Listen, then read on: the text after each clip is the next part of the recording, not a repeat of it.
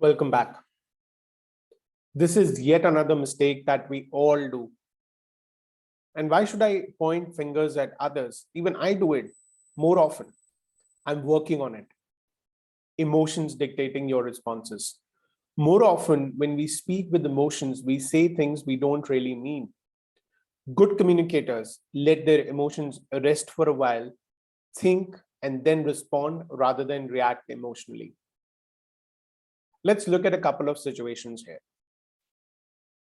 Now, you prepare very well for a competitive exam, which is coming up, right? You get really good percentiles in your mock exams and you leave early for the exam center to revise. Now, suddenly on the day of the exam, while you're on your way to the exam center, you have a flat tire. Now you get anxious and stressed and your revision time is gone. So you think about it that, I started early because I wanted to revise at the exam center, right? Now, there are two ways to look at it. One, bases the anxiousness and stress that you get because of a situation which was out of your control. You can either totally, do the exam really badly. You can forget about all the hours and all the efforts that you put in to learn about the subject of the exam so that you can do well in your competitive exam. That's one thing which you can do. So again, what you can do is emotion dictating your responses, as a result of which your exam goes really bad. Another thing which you can look at doing is, let's assume that you needed some rest, and the way that you got a flat tire, you got your mind diverted for some time, and you were focusing not on the exam, but you were focusing on getting the tire fixed or fixing the tire yourself, right?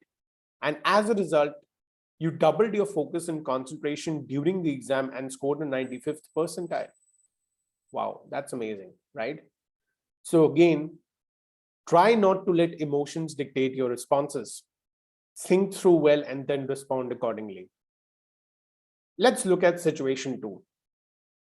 You have your yearly appraisal with your manager. We all do that, right? We all have appraisals on a yearly basis, or let's say a 6-monthly basis, half yearly basis.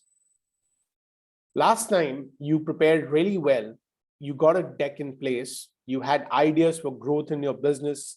Your manager just spent 5 minutes with you, right? There was no presentation, and the score that you got was way below your expectations. And based on your expectations, you got a very low raise. Were you motivated? No, you were demotivated. No problem.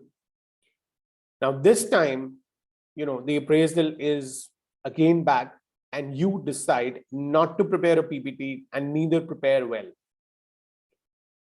Well, don't you think that you're getting emotional, angry, frustrated? And as a result, you're missing out on a chance to showcase your yearly achievements.